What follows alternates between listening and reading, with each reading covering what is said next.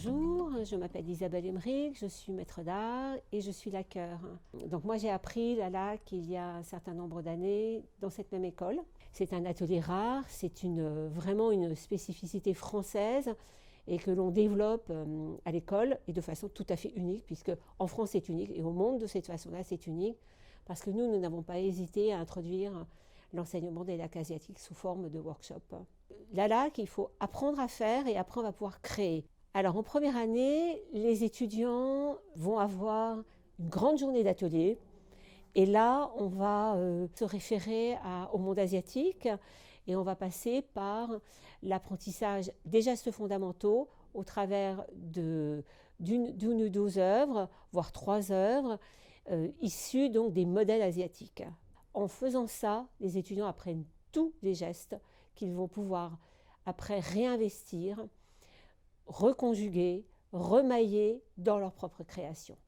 Alors ça va être l'incrustation de coquilles d'œufs, ça va être les poudres de métal, la pose de feuilles d'or, donc la dorure, la manipulation des pigments de couleur pour faire des couleurs, tous les gestes.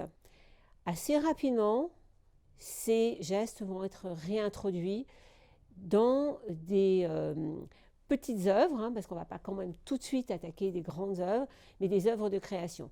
Et très rapidement aussi, on va introduire les laques hydrosolubles, c'est-à-dire les deux techniques, les vernis gras et les laques hydrosolubles, c'est-à-dire de produits, de matières, de savoir-faire, et que l'on va pouvoir aussi hybrider. C'est-à-dire qu'on va mélanger les deux et on va rapidement, au travers d'un projet, se poser la question de la bonne occurrence de l'emploi de l'une ou de l'autre, ou de l'une et de l'autre. Alors bonjour à tous, moi je m'appelle Hector Vadancourt, j'ai 20 ans et je suis actuellement en DNMAT 3 à l'ENSAMA.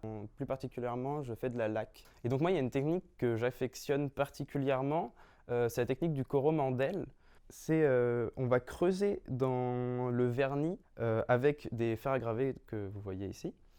Et on va retrouver l'après de Blanc de Meudon. Et justement, ça va être de créer un contraste entre le noir et le blanc et de faire ressortir le dessin.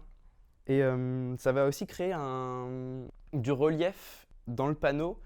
Et donc c'est intéressant parce que pour les gens, la plupart du temps, la laque, c'est quelque chose de lisse et brillant. Et en fait, là, justement, ça va être quelque chose de...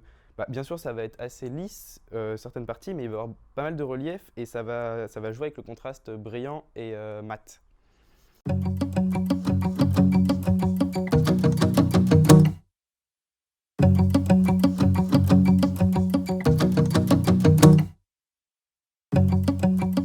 y a un projet qui m'a vraiment plu, c'était le projet qu'on a réalisé avec les étudiants de design textile et de métal. En fait, c'était vraiment l'idée de créer un banquet presque luxueux, mais avec des éléments très naturels et très bruts.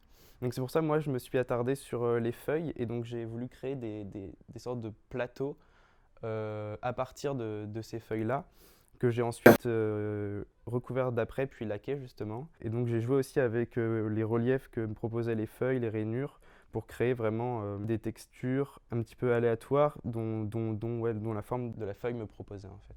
C'est un art vraiment très rare en Europe et je pense qu'il mérite à être plus connu et aussi à être utilisé et appris par les gens et surtout par les jeunes générations parce que sinon on va le perdre et je trouve ça dommage.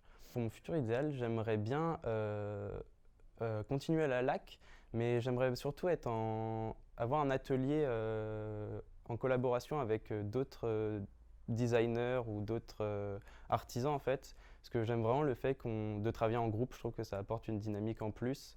Bonjour, je m'appelle Gaëlle Bulon, je suis actuellement en DNMAD 1. J'ai découvert la laque en allant à l'ENSAMA aux portes ouvertes et en déambulant dans les couloirs, je suis tombée sur cet atelier.